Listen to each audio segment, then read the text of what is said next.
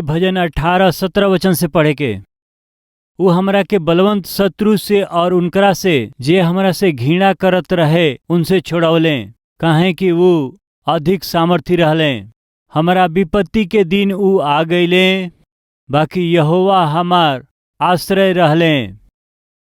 ऊ हमरा के निकाल के चौड़ा स्थान में पहुँचौले, काहे कि ऊ हमरा से खुश रहले। अब कहत हमें बहुत ही बलवंत दुश्मन के हाथ से रउआ हमके छोड़ौली, हमके सुरक्षा दियली, हमार रक्षा कैली, हमार सहारा बनली। काहे कहला से ई कह के ऊ जवाब देले हमें, काहे रउआ हमके छोड़ौली कहला से, काहे कि रउआ हमसे खुश रहली यही खातिर से। कहा रउआ हमसे खुश बनी यही से। कितना लोग बात के कह सकेला यीशु जी हमसे बहुत खुश हमें। सामान्य रूप से एगो टीचर केकरा के पसंद करेला बताई? 10वीं क्लास 10 बार फेल भइल बा ओकरा से, या सिखावल गईल पाठ के अच्छा से जे सीख करके अद्भुत रीति से जवाब देवे वाला विद्यार्थी से के पसंद करें बताई? मेरिट स्टूडेंट के? यस। प्रिय कौना कर्मचारी के, कैसन कर्मचारी के अधिकारी पसंद करेलन बतावल गईल? काम के जे पूरा करेला ओके अधिकारी पसंद करेलन। सामान्यतः बच्चन में से कौना बच्चा के माता या पिताजी पसंद करेलन बताई? जेरौरी स्वरूप में होखेला। देखा बड़का बेटा के कुछ मत कहिया, ऊ हमरा जैसे बिल्कुल बा। सही बा, ई एगो समस्या बा। ऊ छोटकी के कुछ मत कहिया, काहे? ऊ बिल्कुल हमरे जैसे बाटे। ये दूगो पार्टी कौन पार्टी? तुलना करे वाला पार्टी। एक बार जरा सोची केकरा के माता या पिताजी अधिक पसंद करेलन बच्चन के विषय में जे कहना मानेला, जे बात सुनेला, अच्छा रीति से पढ़त, अच्छा नंबर के लियावत, जौन समाज में राउर इज्जत बढ़ावेलन, राउर आदर बढ़ावेलन। बेटा या बेटी होखला से कितना गर्व से रउआ बताइला। बाकी राउर आज्ञा ना मान के, राउर ध्यान ना दे करके, पढ़ाई ना करके मनमर्जी से जियत लापरवाह बेटा बाटे तो ओकरा के देख के लोग का कहिए? हरे हरे हाँ जंगली गदहा, ठीक बड़े, ऐसे ऊ बोलेलन। तो सामान्य रूप से हमन के पसंद करें जा कहला से जे कहना मानेला ओके पसंद करेलिन जा। ई सहज बा, ई कोनो गलत नहीं खे। बाकी हमार प्रभु यीशु मसीह जे उनकरा आज्ञा के मानेला उनकरा के प्रभु बहुत पसंद करेलन, एमा कोनो संदेह नहीं खे। प्रभु के हुक्म मानला बिना जे बलवा करत रहेला उनकर परमेश्वर इंतजार करेलन। का करेलन? इंतजार करेलन। कहिया तू हमारा प्रेम के समझबा, कब तू हमारा मर्जी के जानबा, कब तू हमारा पंख के आड़ में आके सुरक्षित रहबा। ये सोच के रउआ खातिर बड़ा इंतजार के साथ बाट जोहेलन। काहे खातिर? अब वो परमेश्वर रउआ से प्रेम करेलन। यही से माता पिता के प्रेम से भी बढ़ के, एगो टीचर के प्रेम से बढ़ के हमारा प्रभु यीशु मसीह के प्रेम बहुत ही उत्तम हवे। दाऊद कहत हमें कि हमसे हमार परमेश्वर बहुते खुश हमें। राइट, बाइबल में परमेश्वर के जरिए भेजल गईल एगो दूत परमेश्वर के भक्त से बात करत हमें। ई बाइबल में लिखल गईल बा का हवे? तू परमेश्वर के अति प्रिय हौवा। ऐसन केकरा विषय में लिखल बा बताई? बताई? दानियल के विषय में लिखल गईल बाटे। यस। फिर दानियल का जीवन कैसन रहल? वो अपना जवानी से ही बहुत बुद्धिमान रहले, बहुत ज्ञानवान रहले, बहुत विद्वान रहले, सब कुछ सीखले रहले, सुंदर रहले, उतने ना प्रिय, वो पहचान रहित ना रहले, वो तो राज कुमार रहले, वो राजकुमार रहले, राजा के वंश में जन्मल रहले, बहुत सुंदर रहले, सगरी विद्या के सीखले रहले, बहुत ही ज्ञानवान रहले। दानियल के ध्यान से जंचला से उनकरा में कोनो प्रकार के दोष दिखाई ना दिहल। ये सब हो करके भी बहुत अधिक, बहुत अद्भुत आत्मिक व्यक्ति रहले। प्रिय, आज बहुत से लड़का और लड़की लोग के आत्मिक जीवन ना जी पौला के और पवित्र जीवन ना जियला के कारण हम बताई परमेश्वर जौन उनके स्वरूप देले हमें ओकरा के वो आधार बना करके अपवित्र काम खातिर के, अपवित्र मित्रता खातिर के इस्तेमाल करेलन। प्रिय भाई बहन सुनत हैं का? प्रभु रउआ के सुंदर रूप देले हमें, ओकरा के रउआ अपवित्र अशुद्ध काम खातिर के इस्तेमाल करी, एकरा खातिर ना दिहले। कई बेर माता पिता आ करके बहुत बार वो बहुत दुखित होखेलन। एगो सुंदर लड़की रहली, खूबसूरत लड़की रहली, उनकर खूबसूरती बर्बाद कर दिहलस। का बर्बाद कैलस? वो लड़की के सुंदरता, वो लड़का के सुंदरता, वह हमके बर्बाद कैलस। आज के वो यहाँ बाटे का कहे वाला हमारा जीवन के बर्बादी हमार सुंदरता है। हमार पढ़ाई छूटला के कारण हमार सुंदरता है। हमारा सुंदरता के आधार बना के निकम्मा मित्र के साथ घूम करके पढ़ाई के समय हम पढ़ाई ना करके एग्जाम के तैयारी करे के रहे, हम तैयारी ना करके हम अपना माता पिता के भी भूल गईली। वो हमरा खातिर कितना परिश्रम करत हम एक ध्यान ना दिहले। वो लड़का के पीछे गईले, वो लड़की के पीछे गईले। एक दिन हमार बेटा प्रिंस हमसे बात करके कॉलेज में एगो तमाशा के घटना घटल उ बतावत रहले, हंस के उ बतावत रहले, डैडी आज एगो तमाशा के घटना घट गइल बा। का भइल बा? हम पूछली। हम और हमार 3 गो मित्र साथ में हमहन बैठल रहनी डैडी। बैठला से 3 गो लड़की अली डैडी। उमा से एगो कहली ये लड़की के बॉयफ्रेंड हमें, ये लड़की के बॉयफ्रेंड हमें, हमार बॉयफ्रेंड नहीं खान, तो हम लोग तीनों में से हमारे एगो बॉयफ्रेंड बनबा का? ऐसे वो पूछली। प्रिय, जब हमार बेटा यहाँ से अमेरिका जात रहले वही समय वो प्रेम से वो हमके ई रिंग पहनौले और हम दूसर का रिंग उनके पहनौली। बेटा यदि तोहरा से केहू पूछी त बता दीहा इंगेजमेंट हो गइल बा, ई बता दीहा। का बताओ के बा? इंगेजमेंट हो गइल बा ई कह के बता दीहा। केकरा साथ इंगेजमेंट? परमेश्वर के साथ, परमेश्वर के सेवा के साथ और परमेश्वर के सेवकाई के साथ उनकरा बुलाहट से हो गइल बाटे। तू ऐसे ही कह दीहा। सामान्यतः अमेरिका में केहू रिंग पहनी त शादीशुदा सोचेलन। हम जवन रिंग देले रहनी ओमा 3 गो गोला रहल। वो 3 गो घेरा के बारे में हम बेटा से बतौली। पहला प्रार्थना, दूसरा पवित्रता और तीसरा सेवकाई। ये तीनों तोहके रिंग के रूप में पहना के भेजत हई। यदि केहू पूछी तो कहिया एकरा साथे हम कहा इंगेज बानी, सगाई हो गइल बा हमार। केकरा साथे? पवित्र जीवन के साथ, परमेश्वर के दिहल सेवकाई के साथ। वैसे ही प्रार्थना में परमेश्वर के साथ हम वाचा के हम बंधले हई।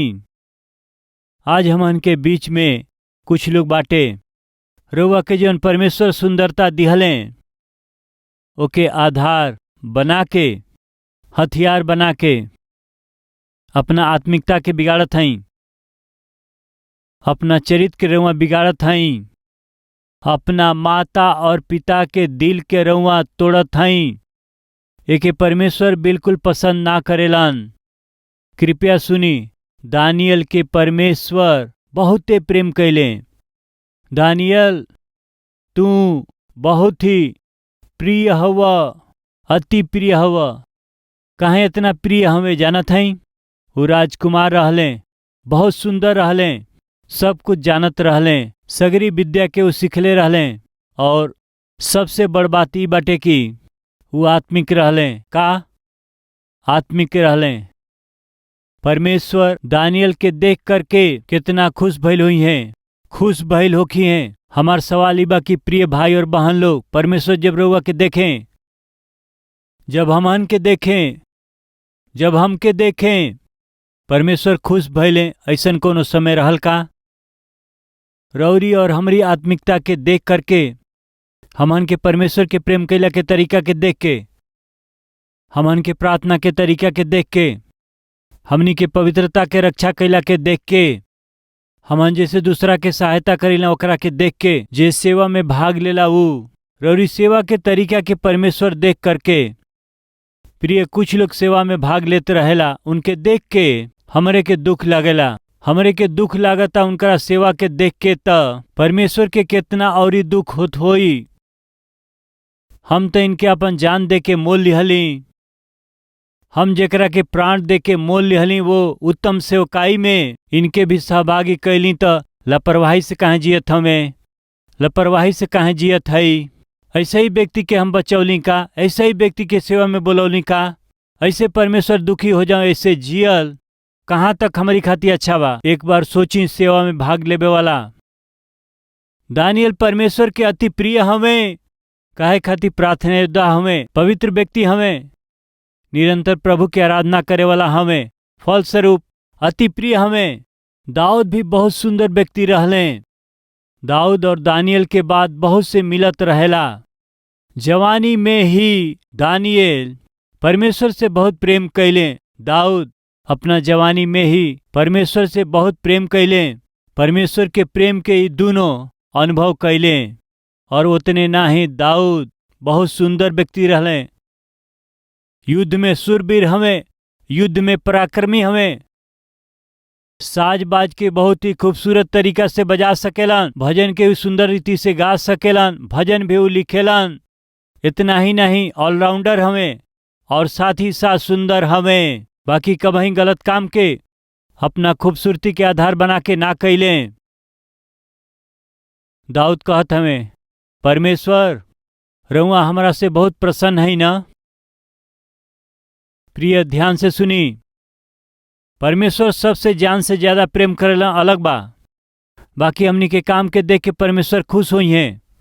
प्रिय लोग कई बार अपना बच्चन के देख के काम के खुश हो ली जा, बहुत अच्छा कैला, बहुत अच्छा से कैला बेटा, ऐसा कह लें जा।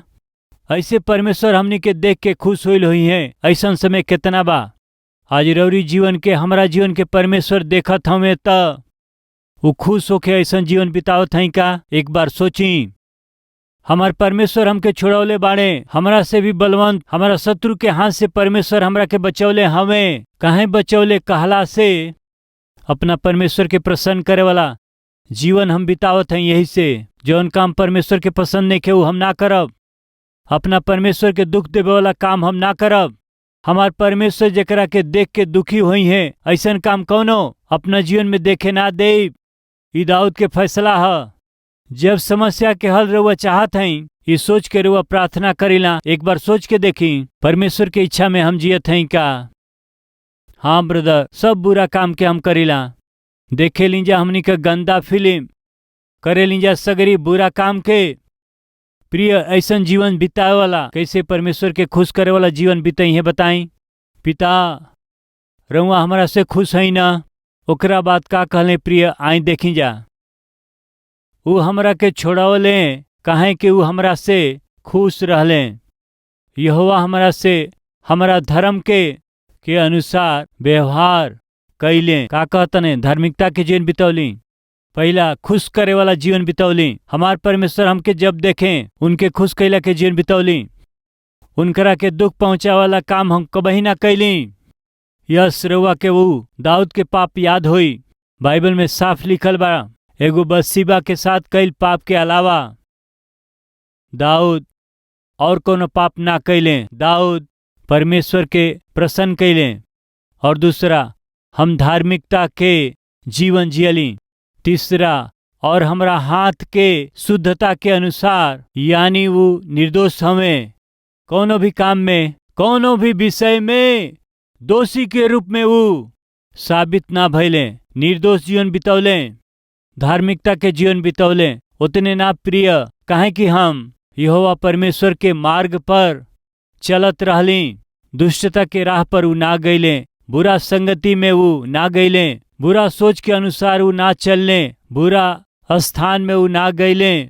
ओकरा बाद देखियो का कहत हमें, और दुष्टता के कारण अपना परमेश्वर से हम दूर ना भइली। पाप में काम के करे खातिर के, अपवित्र काम के करके ओकरा में डुबला से क्षणिक काल के पाप भोग खातिर जाए वाला हम बिल्कुल ना है पिताजी। प्रिय उत्तर चाहे क्या प्रार्थना के जवाब मिले के आशा करत हैं का।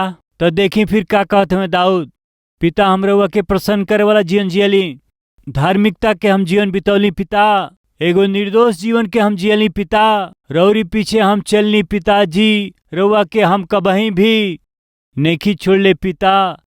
यानी अर्थ का हम भटकल नेखी, गलत कदम नेखी उठौले पिता। ओकरा बाद में काहे कि उनकर सगरी फैसला हमरा सामने बनल रहे और हम तो उनकर विधि के कबहीं भी ना छोड़ली। हम उनकर आज्ञा मानत हई, हम उनकर आज्ञा मानत हई, उनके हम प्रसन्न करत हई, हम उनकर धार्मिकता में चलत हई, निर्दोष जीवन के बितावत हई। हम अधर्म के काम के ना करके हम अपना परमेश्वर के पीछे चलत हई, हम परमेश्वर के हुक्म मानत हई, हम उनकरा सामने सिद्ध बनल रहली और अधर्म से अपना आप के बचौले रहली। का कहत हमें? हम अधर्म के काम ना करब और अधर्म से अपना आप के हम बचौले रहली। का अर्थ बा? यदि मौका मिलला से भी ना खा पौली। अर्थ बताई? जा ना पौली। अर्थ बताई? काहे न गईली भाई? ना गईली। ना गईली के अर्थ का ह? बुलाहट मिलल, यह अर्थ ह। बचौले रखली अने अर्थ का ह? करे के अवसर मिलल रहे। प्रिय भाई बहन, हमनी में कुछ लोग काहे वो कुछ पाप के काम के निखंजा करत, कैला के अवसर उनके ना मिलल, यही से कैला के अवसर हुआ के ना मिलल, वही से आज धर्मी दिखाई देत हई। बाकी पाप के अवसर मिलला से रउआ चुप रहब का? कैले बिना रह सकिला का? पिता, अधर्म के काम हम कैला से अपना आप के बचौले रहली, कैला के मौका हमके मिलल, हम ना करब ई हम सोचली, बिना कैले हम रह गईली। ए खातिर कि हम रौरी दृष्टि में खराब व्यक्ति के रूप में रहल चहली। कहत हमें देखी, हम उनकरा सामने सिद्ध बनल रहली और अधर्म से अपना आप के बचौले रहली। यहोवा त हमरा के धर्म के अनुसार बदला दिहले और हमरा हाथ के वो शुद्धता के अनुसार ही जेकरा के ऊ देखत रहले जवाब दिहले। प्रार्थना के जवाब चाही तो फिर और हाथ शुद्ध रहे के चाही। प्रार्थना के जवाब चाही का तो फिर रउआ के खरा जीवन बितावे के बा। प्रार्थना के जवाब चाही का तो फिर दुष्टता के काम रउआ में ना होके अपना आप के रक्षा करी। प्रार्थना के जवाब चाही का तो रउआ परमेश्वर के अधीन हो जाई। परमेश्वर के छोड़ला बिना उनकरा पीछे चले के बा, धार्मिकता के साथ जीवन बितावे के बा, शुद्धता के साथ रउआ के जिए के बा। ई सब रौरी जीवन में संभव होई तब रउए कहब कि हम अपना परमेश्वर के अति प्रिय संतान हई। प्रिय भाई बहन, का कबहू भी ये बात के अपना जीवन में कहले बानी का प्रभु और हम प्रिय बच्चा हई? बता पौली का? काहे न बता पौली? कहाँ सवेरे उठते परमेश्वर के कौनो न कौनो दुख देवे वाला काम करत रहिला। हर एक दिन में जौन परमेश्वर के पसंद नहीं के उहे काम के करत आइल हई। प्रभु के मन के दुख देवे वाला काम हम करत आइल बानी। हम परमेश्वर के खुश करे वाला जीवन कबहू ना जियली। यदि सच्चाई हवे त आज अपना जीवन के रुआ सुधारे के बाटे। परमेश्वर से रुआ के जवाब चाही त रौरी ओर से रुआ के कुछ करे के बाटे, ओके करे के बाटे। ओकरा में देखी ई बा मुख्य विषय का ह? धार्मिकता से जिए के बा, खराई से जीवन बितावे के बा, दुष्टता के काम से दूर जिए के बा, परमेश्वर के छोड़ला बिना उनका रास्ता पर रुआ के चले के बा, उनके खुश करे वाला जीवन जी। हम परमेश्वर के नजर में सिद्ध बनल रहली, यही से हम परमेश्वर के प्रतिफल पौली। हाँ, आज हम परमेश्वर से प्रार्थना करे के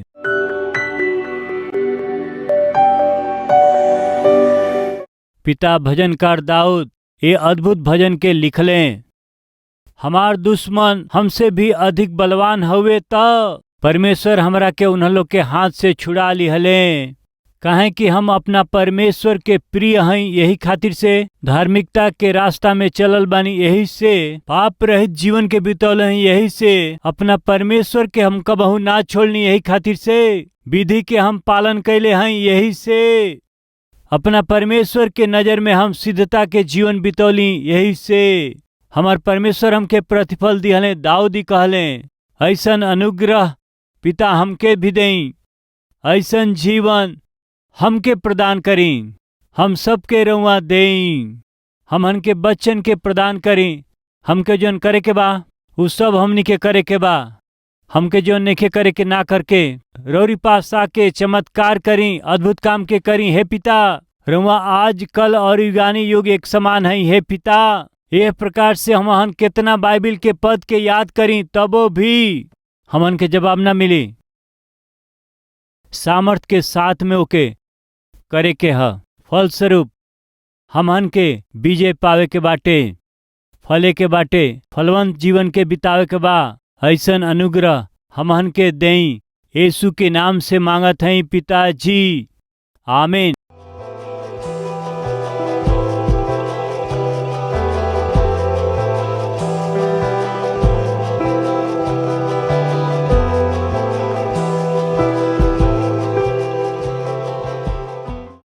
आज कलवरी के आवाज के कई करोड़ लोग देखेलन, खाली हिंदी में नहीं, तमिलनाडु वाले तमिल में, कर्नाटका वाला कन्नड़ में, केरला वाला मलयालम में, उड़ीसा वाला उड़िया में, महाराष्ट्र वाला मराठी में, पश्चिम बंगाल वाला बंगाली में, पंजाब वाला पंजाबी में, यूपी बिहार भोजपुरी में, तेलंगाना आंध्रा वाला तेलुगु में, उर्दू भाषा में, पाकिस्तान, जम्मू कश्मीर, अफगानिस्तान, गल्फ देश वाला गुजराती, आसामी, नेपाली, इंग्लिश में, ऐसे भारत के हर एक मुख्य भाषा में प्रभु यीशु मसीह के उद्धार के सुसमाचार के प्रचार करे वाला सबसे पहला आराधनालय कलवरी टेम्पल हवे।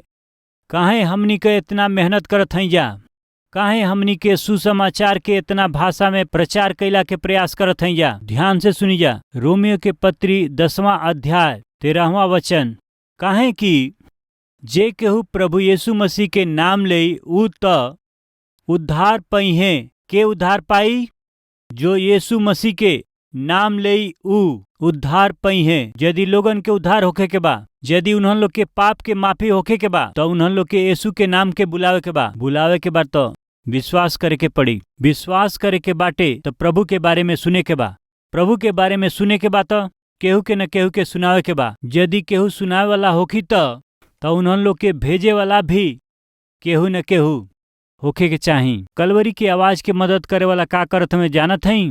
ई सेवक जौना प्रभु के वचन के प्रचार करत हमें, रौरी मदद के जरिए ही प्रचार हो सकेला। हम जौना वचन के प्रचार करीला 17 अलग अलग भाषा में भारत के चारों कोना में पहुँचेला। खाली भारत में ही नहीं, हमारा पूर्व की ओर बांग्लादेश में, दक्षिण की ओर श्रीलंका में, उत्तर की ओर नेपाल में, पश्चिम की ओर पाकिस्तान में, अफगानिस्तान में, गल्फ कंट्रीज में कलवरी के आवाज का प्रचार होखेला।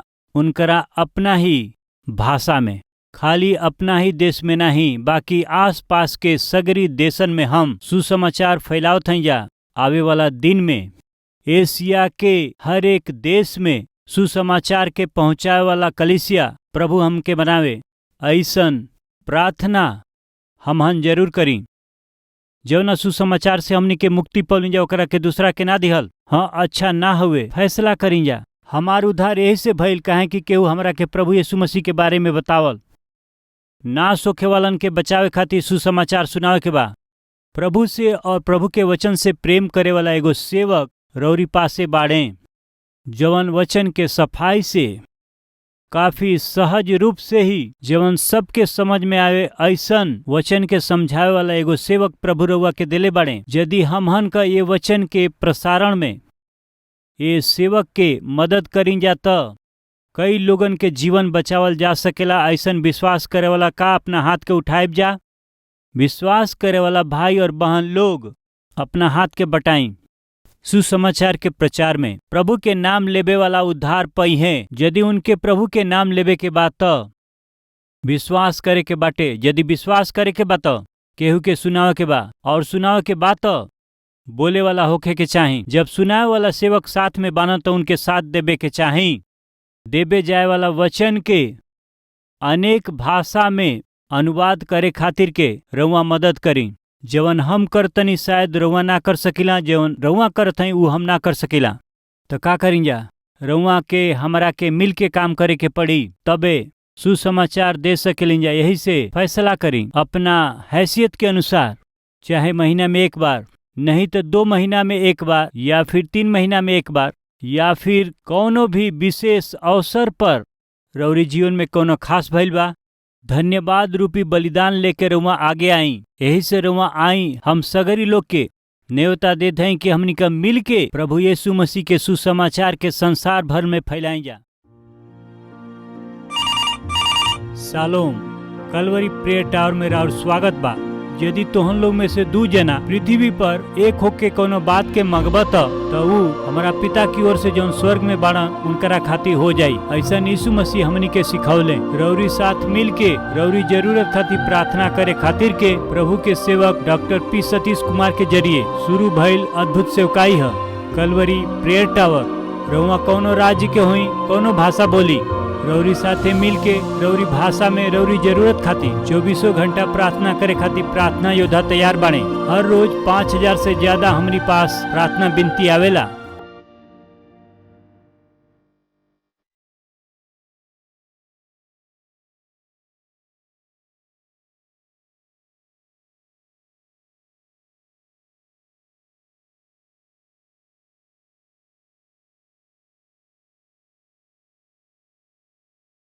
प्रभु के सेवक प्रार्थना करेलन, प्रार्थना योद्धा प्रार्थना करेलन, पूरा कलीसिया मिल के प्रार्थना करेले। प्रभु अद्भुत काम करत हमें।